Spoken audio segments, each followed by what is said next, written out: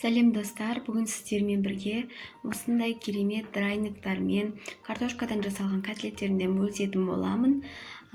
Бұндай өте оңай, тез дайындалады. Әр қыз-келіншектің асханасынан табылатын заттардан жасалады. Ал ендеше менімен бірге жасап көріңіздер.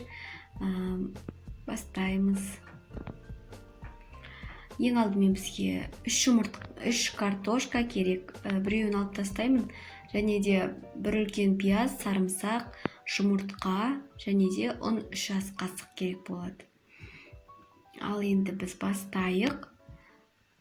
Бірінші картошкамызды алып, үккіштен жақсылап өткізіп аламыз. Мен екі түрімен де араластырып қосатын боламын. Үлкені және кішісі. Міне осындай болып шығу керек.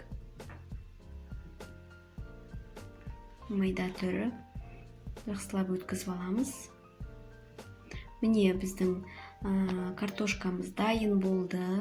Енді пиязымыз бен сарымсағымызды үккіштен өткізетін боламыз. Мінекей өткізіп алдық. Енді біз жұмыртқамызды қосамыз.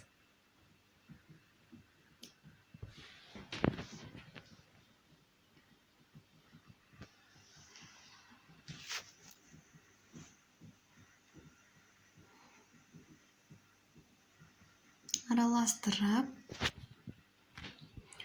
ұнымызды саламыз. Бізде ұн 3 ас қасық. Және де осы массаны дайындағаннан кейін бірден қуыру керек, себебі картошкамыз қарайып, су шығып кетеді. Бірден қуырсаңыздар әдемі болады.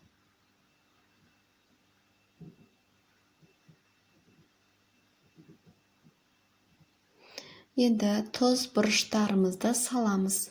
Өз қалауларыңызша тағы да қоссаңыздар болады, басқа спецтарды.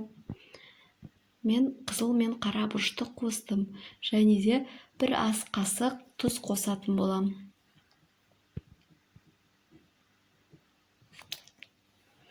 Жақсылап араластырып, біркелкі масса шығарамыз. Міне біздің массамыз дайын болды. Дабамызды алдын ала қыздырып аламыз. Қызып тұрған дабаға драйниктарымызды жайлап саламыз. Мінекей біздің дабамыз қызып тұр.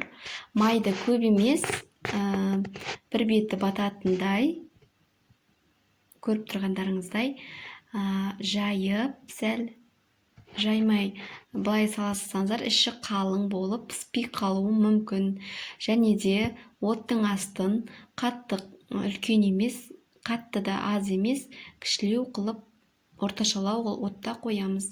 Міне біз бір бетін пісіріп алдық 5 минутқа, енді екінші бетін 5 минутқа пісіріп аламыз. Мінекей біздің котлеттеріміз дайын болған сияқты. Мінекей өте әдемі болып шығып жатыр.